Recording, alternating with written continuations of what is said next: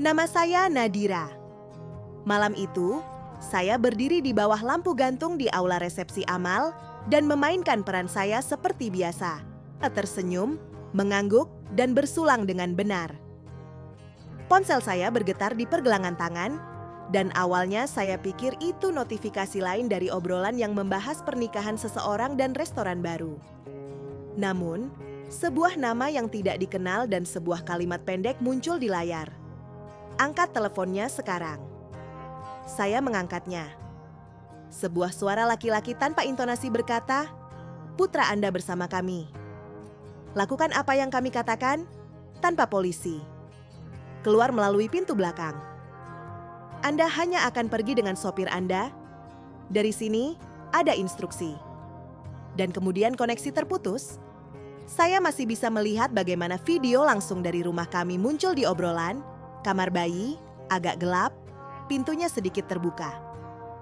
Seseorang mengambil kamera dan menutup pintu dari dalam. Saya meletakkan gelas saya, menemukan jalan keluar dengan mata saya dan pergi, memegang tas saya seolah-olah tas itu berisi oksigen. Di luar tercium aroma hujan, meskipun tetesannya belum juga jatuh. Bayu sudah berdiri di pintu belakang, bersandar di atap mobil. "Bu?"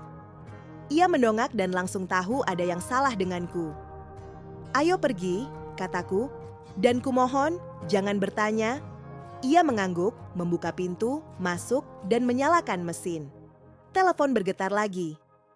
"Kau akan berkendara ke barat di Sudiraman, tidak ada panggilan, kami bisa melihatmu." Di jendela belakang, lorong berkilauan seperti akuarium dengan orang-orang yang tak bisa mendengar seberapa jauh udara pecah. Bayu mengemudi dengan tenang. Wiper-wipernya hanya bergeser, memeriksa kaca untuk memastikan siap. Aku melihat ke kaca spion dan tiba-tiba menyadari, tangannya di dashboard menyentuh pelan kotak hitam kecil yang selalu menyala tanpa suara di mobil kami. Ia menyingkirkannya dan, dengan gerakan cekatan, seolah sedang menyetel kabel pengisi daya, mematikan pelacak. "Kenapa?" tanyaku. "Kau bilang tidak perlu bertanya," jawabnya lembut. "Tapi kalau mereka melihat terlalu banyak, lebih baik mereka melihat lebih sedikit." Saat itu, ketakutanku sedikit mereda. Seolah mereka telah menemukan tombol di ruangan itu yang tak bisa ditemukan orang lain. Kami dituntun menyusuri kota dengan pola meliuk-liuk yang aneh. "Belok di warung bertanda hijau," tulis mereka, seolah mereka lebih mengenal kebiasaan suamiku daripada aku. Warung itu kosong, kursi-kursi plastiknya berkilauan disinari cahaya bulan. Di atas meja dekat dinding tergeletak sebuah buku anak-anak tua, jenis yang biasa dijual di dekat sekolah. Aku membukanya dan menemukan sebuah catatan terlipat berbentuk pesawat terbang direkatkan dengan selotip. Di catatan itu, dengan tulisan tangan seorang anak tertulis, "Bu, lihat ke atas." Aku mendongak dan di sana, di atas balok kayu, kulihat kata, "Percaya." "Percaya," tertulis dengan kapur. Lututku gemetar. Itu tulisan tangan Raf. Aku mengenali huruf R-nya yang bengkok. Terus jalan, perintah berikutnya. Kota perlahan mulai gelap dan tetesan air pertama sudah mengetuk kaca. Ke jembatan tempat para nelayan menyandarkan sepeda mereka di pagar. Kami berkendara menuju jembatan yang airnya berbau lumpur dan bensin, dan menemukan gantungan kunci pesawat kecil di pagar, gantungan yang sama yang Rafa pakai di ranselnya waktu SD. Aku meremasnya hingga logamnya terasa hangat di telapak tanganku. "Mereka mempermainkan kita," kataku, "sebagian besar pada diriku sendiri." "Atau dia sedang bermain melawan mereka," kata Bayu lirih. "Dia anak yang pintar." Aku ingin mengatakan bahwa anakku masih kecil. Tetapi kata-kata itu tercekat di tenggorokanku dan keluar seperti desahan. Telepon itu berdering lagi. Ke sekolah lewat taman tua. Dari sana petunjuk arahnya ada di sana. Aku menarik napas dalam-dalam. "Bayu," tanyaku, "menurutmu ini benar? Atau ada yang menggiring kita berputar-putar untuk apa?" Dia melihat ke cermin. "Bu, terkadang ketika pemburu yakin mangsanya sudah tertangkap, mereka diselipkan peta yang mengarahkan mereka ke tempat yang diharapkan." Siapa yang menyelipkannya? Tanyaku. Dia tersenyum tipis.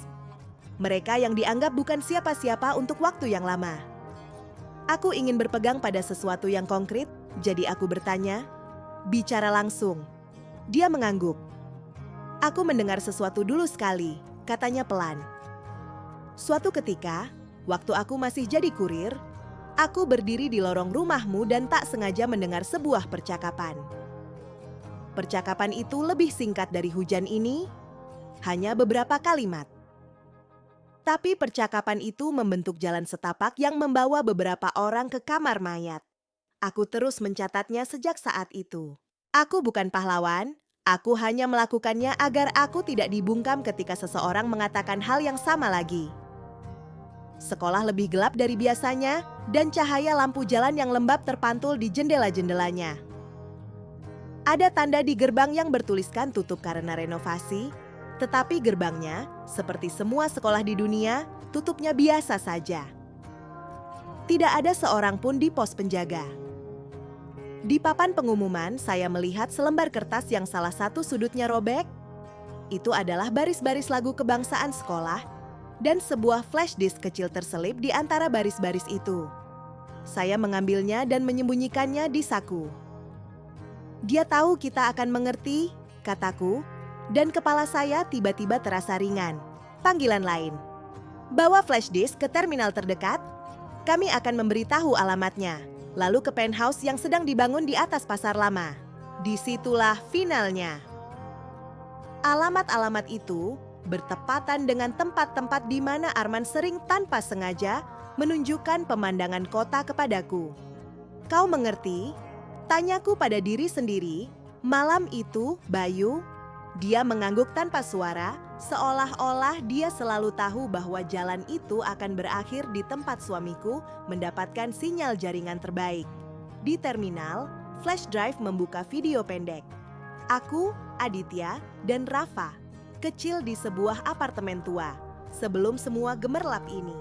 Kami duduk di lantai, makan mie dari kotak, tertawa. Frame berikutnya adalah rumah kami sekarang, bidikan halus dari lorong ke kamar bayi, dan tangan seseorang menutup pintu. Lupakan saja, kata pengisi suara. Ini sudah diputuskan, jangan memperumit masalah. Aku mematikan layar. Mereka ingin aku takut pada diri sendiri, kataku. Mereka ingin kau menandatangani sesuatu yang tak bisa kau tandatangani, jawab Bayu.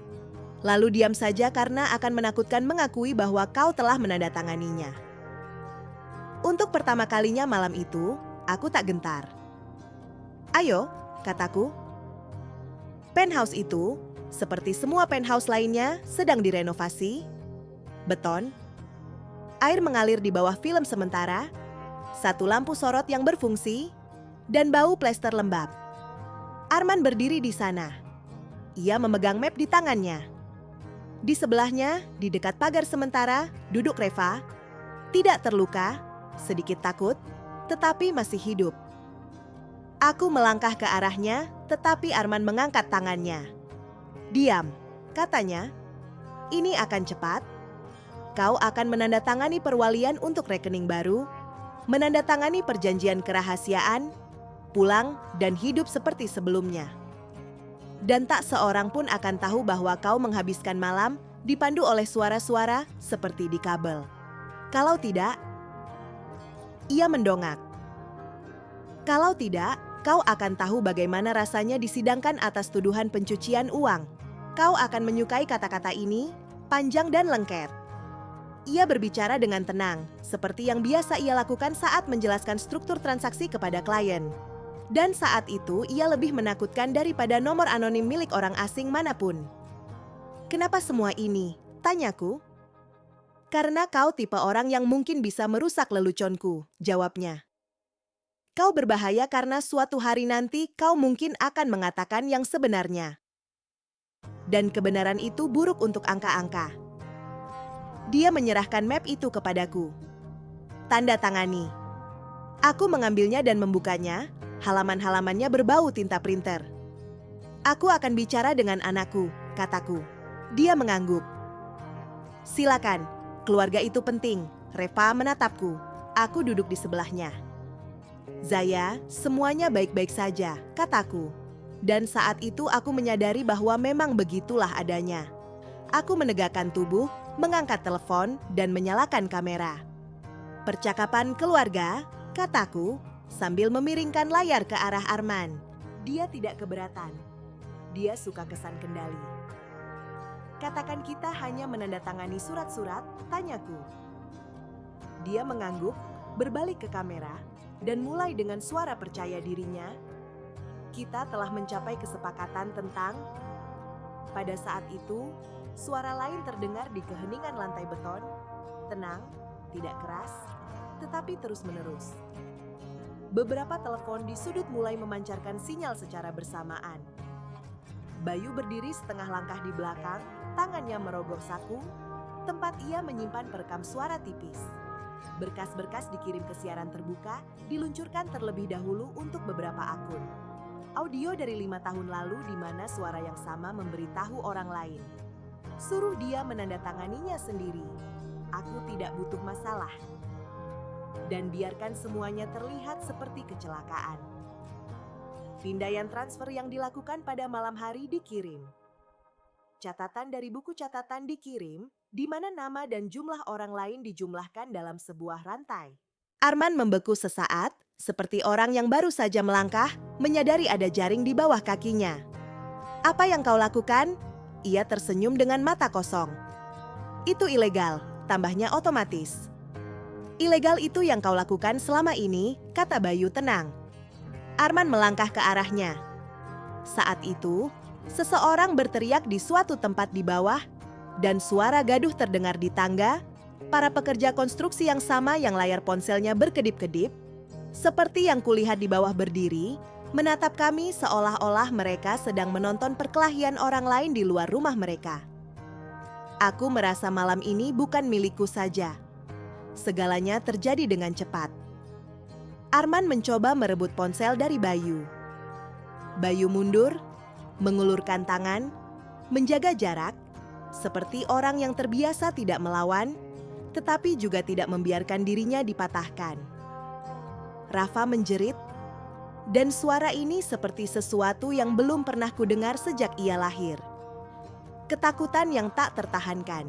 Polisi muncul di panggung. Seseorang yang sedang menonton siaran itu pun tak malas menelepon. Arman tersentak, lalu menurunkan tangannya dan mencoba cepat-cepat memasang ekspresi. "Aku korban." Namun berkas-berkas itu sudah terlanjur terbang, seperti sekawanan burung yang tak dapat dikumpulkan kembali. Lalu ada protokol, pertanyaan, pernyataan. Kami menuruni tangga, betonnya bergetar, dan setiap langkah terasa lebih berat daripada sebelumnya. Di luar, hujan turun deras sekali. Aku memeluk Rafa. Dia memeluk leherku erat, seperti saat ia masih kecil. "Bu," katanya di telingaku. Aku meninggalkan kata-kata di tempat ibu suka berhenti. Aku mengangguk dan mulutku terasa asin, seperti angin laut. "Ibu pintar," kataku. "Dan ibu akan pulang bersamaku." Sesaat hanya ada 4 orang di tempat parkir. Aku, Rafa, Bayu, dan ruang kosong tempat Arman berdiri beberapa saat yang lalu. "Terima kasih," kataku. Bayu menggelengkan kepala. "Kau melakukan apa yang tak bisa dilakukan orang lain untukmu, Bu." Aku tak membantah.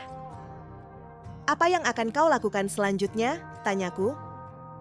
Dia tersenyum tipis. "Aku akan menghilang sebentar. Ada orang yang bisa menyembunyikan saksi untuk sementara waktu." "Jaga dirimu," kataku. "Jaga dirimu," jawabnya. "Dan dia menatap Rafa. Kalau terjadi apa-apa, kau tahu di mana tidak perlu mencariku." Aku tertawa di sela-sela air mataku. "Aku tahu," kataku. "Rumah tempat kami tinggal terasa asing dengan sangat cepat. Saya hanya membawa sedikit barang, kertas, gambar anak saya, dan sebuah flash drive yang kami tulis ulang di semua tempat yang memungkinkan. Kami pindah ke tempat yang tenang, di mana jendela-jendelanya tidak menghadap ke lantai 13, melainkan ke pepohonan. Di pagi hari, saya bangun setelah azan, pergi ke pasar, membeli nasi hangat dan ikan teri, dan saya merasakan firasat aneh. Saya tidak lagi berperan, saya hanya bergerak dalam tubuh saya. Arman mengisi dokumen-dokumen dengan pengacara, namanya terpampang di beberapa layar. Ia mencoba mengumpulkan pecahan-pecahan itu, tetapi setiap pecahan memiliki nomor dan tanda tangan. Saya tidak bersuka cita, saya tidak peduli. Suatu malam aku duduk dan menulis kisahku. Bukan untuk hakim, bukan untuk pers, melainkan untuk orang-orang yang kelak akan berdiri di antara ketakutan dan kebenaran. Aku menulis dengan sederhana. Tentang hujan, tentang warung, tentang kata percaya di balok, tentang bagaimana mulutmu menjadi kering ketika mereka mencoba membelimu dengan ketakutanmu sendiri, dan bagaimana udara kembali ketika kau berkata tidak. Di akhir tulisanku, namaku Nadira. Malam itu aku menyadari bahwa uang bukanlah perisai, ia hanyalah secercah harapan di permukaan. Perisai yang sesungguhnya adalah sebuah, aku takkan tanda tangan yang pelan meskipun kau gemetar. Dan ada orang-orang yang namanya tak akan dicetak tebal. Tetapi mereka menyalakan rekaman di saat yang tepat. Salah satunya adalah Bayu. Di musim semi, kami bertemu secara kebetulan. Saya sedang meninggalkan panti asuhan, tempat saya membantu anak-anak mengerjakan PR, dan saya melihatnya di seberang jalan, mengenakan topi yang hilang dan memegang sekantong obat. Dia juga melihat saya dan mengangkat tangannya. Kami tidak mendekat. Kami tersenyum dari kejauhan, seperti orang-orang yang pernah memegang jembatan, dan kini tahu bahwa jembatan itu kokoh. Saya terus berjalan, dan dia pun terus berjalan. Langit cerah di atas kami, dan di suatu tempat yang sangat dekat, seseorang menulis percaya di papan tulis dengan tongkat kayu. Saya menggerakkan jari saya di udara dan seolah menghapus bayangan terakhir. Lalu saya dan Reva pergi membeli martabak, dan dia menceritakan lelucon dari sekolah, dan tawa kami nyata, bukan untuk dilihat orang asing.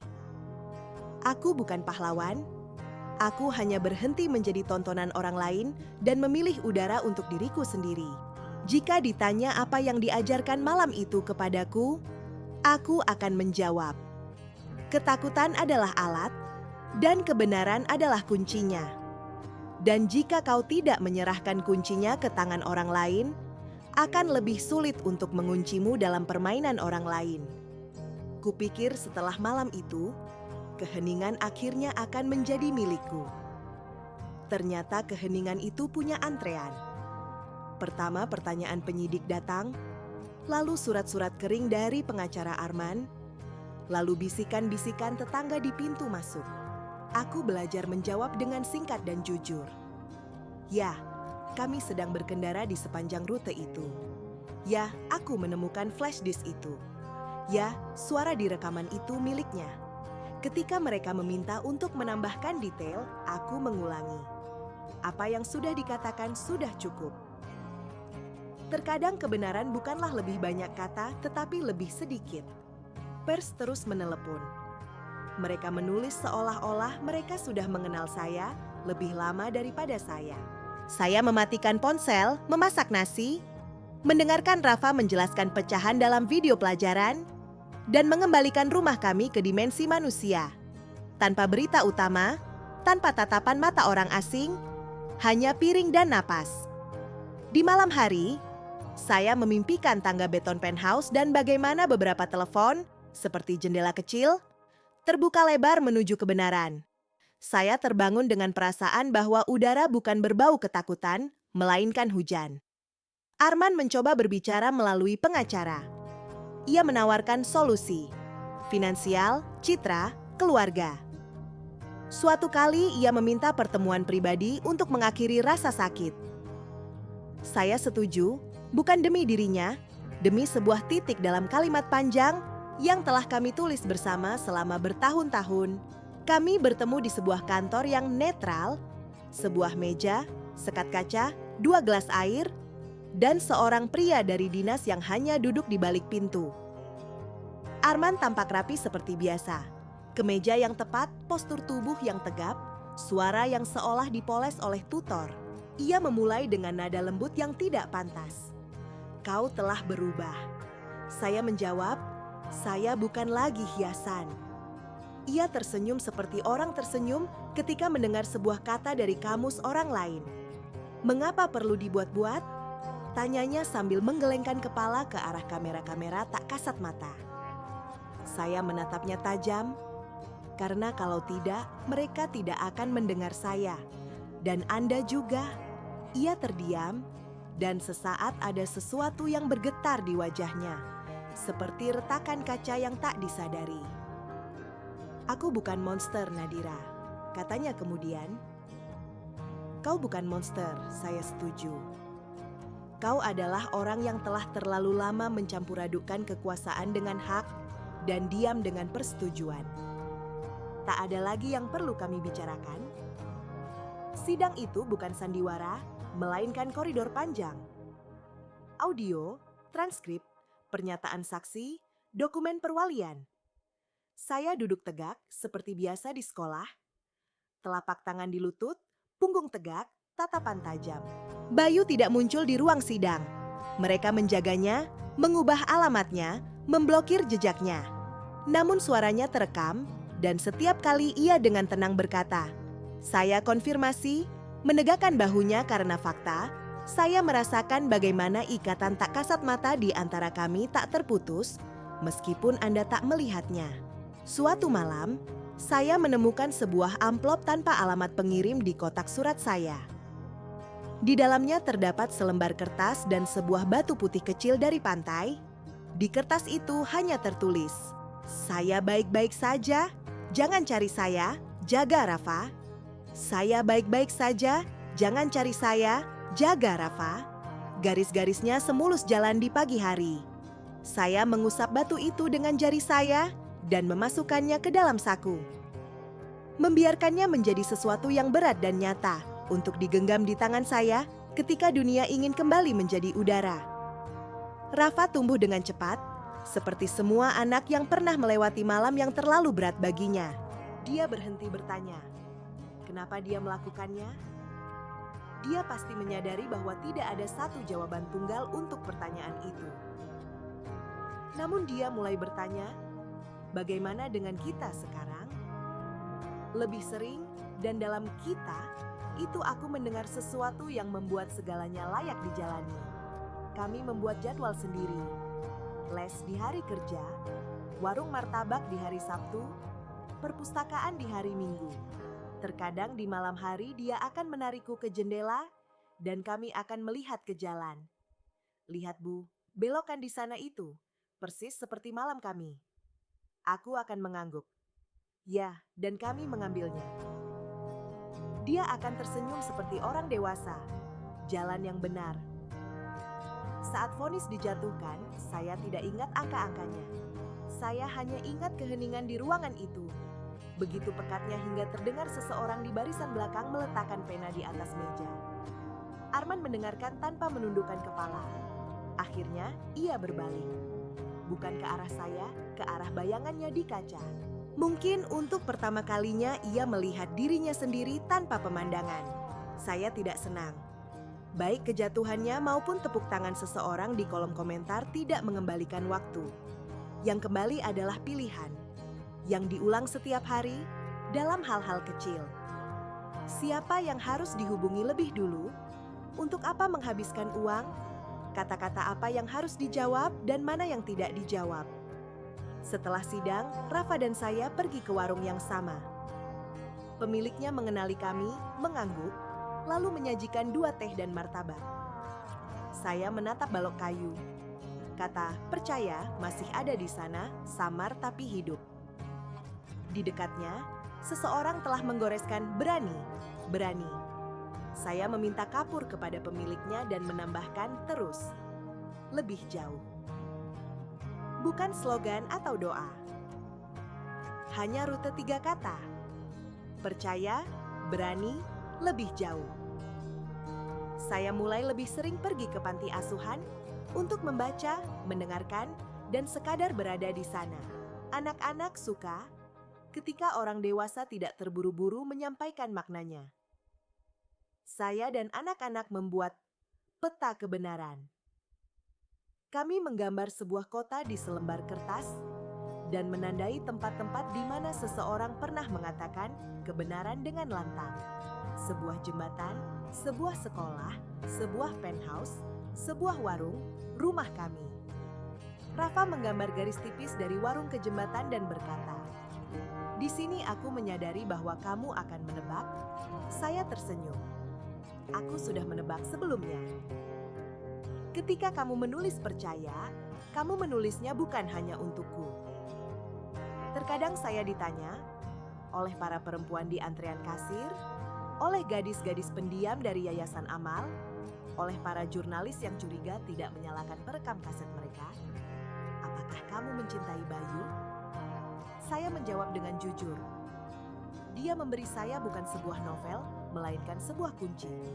Bukan sebuah rumah, melainkan sebuah pintu di udara. Cinta yang tak perlu dimiliki untuk bertahan, cinta seperti itu juga ada. Mereka memandang saya berbeda. Sebagian dengan harapan, sebagian dengan kekecewaan. Namun saya tak lagi ingin menyuarakan harapan orang lain. Saya belajar menyuarakan harapan saya sendiri. Suatu hari di musim hujan, kota kembali diselimuti kabut kelabu. Air mengalir di kaca seolah menghapus jejak kaki orang lain. Aku berdiri di teras, menggenggam batu putih yang sama di telapak tanganku, dan memikirkan suara-suara lelaki yang mencoba menjelaskan ketakutanmu, dan suara-suara lirih yang tak menjelaskan tetapi terasa dekat. Rafa keluar, menyodorkan kapur tulis tua kepadaku. "Bu, bolehkah aku menulis sesuatu di dinding rumah?" "Tulis." Ia menulis, mengembuskan napas dan menunjukkan. "Udara milik kita. Udara milik kita." Aku memejamkan mata sejenak dan merasakan bagaimana kalimat itu menjadi sesuatu yang hangat tepat di bawah tulang dadaku. Kami memanggil anak-anak tetangga, meletakkan kamus di lantai, dan menggambar huruf di kaca dengan spidol. Kami tertawa ketika tulisan seseorang miring dan bertepuk tangan ketika tulisannya lurus. Air mendidih untuk teh di dapur, dan ruangan itu berbau kertas lembab dan kayu manis. Dan pada suatu titik, saya mendapati diri saya berpikir bahwa rumah ini benar-benar milik saya. Bukan karena dokumen-dokumennya, bukan karena nama di bel pintu, melainkan karena suara tawa dan nama-nama orang yang menempatinya. Kemudian kami menyusuri tanggul, angin mengeringkan rambut kami lebih cepat daripada handuk. "Bu," Rafa tiba-tiba bertanya, "apakah ibu akan takut lagi?" Aku menjawab tanpa berpikir, "Tentu saja." Rasa takut itu seperti hujan. Ia datang. Ia mengangguk. "Lalu apa yang akan kita lakukan?" "Kita akan membuka jendela," kataku, "dan mendengarkan sampai kita bisa membedakan suara air dari suara darah kita. Lalu kita akan melangkah di mana suara kita dibutuhkan." Rafa mendengus. Seperti dalam cerita-cerita ibu. Hanya dengan kami, itu nyata. "Ya," aku tersenyum. "Dengan kami, itu nyata." Malam itu, sebelum tidur, aku mengeluarkan kotak tempat menyimpan surat-suratku. Kutambahkan batu putih dan catatan. "Kalau kau lupa, ingatlah. Mereka mencoba membelimu dengan rasa takutmu sendiri. Kau menolak. Kau memilih udara. Lanjutkan." Kuletakkan kotak itu di rak, mematikan lampu, dan mendengar seseorang menggambar di papan tulis dengan kapur di kejauhan, dengan tenang dan percaya diri. "Ini bagian terakhirku, jawabanku untuk diriku sendiri. Namaku Nadira. Aku bukan perempuan yang dituntun oleh instruksi orang lain di peta malam. Akulah yang tahu bagaimana menyusun rutenya dari kata-kata percaya, berani, lebih jauh." Kita masing-masing punya sopir yang suatu hari nanti akan menyalakan perekam di saat yang tepat, suami yang akan mencampur adukkan kebenaran dengan akuntansi, dan anak yang akan menulis satu kata di balok langit-langit, percaya. Tugas kita adalah mendengar, sesedikit mungkin mencampur adukan, dan terus melaju. Meski hujan, meski suara bergetar, karena udara tetap milik kita. Dan akhirnya kita tahu bagaimana menghirupnya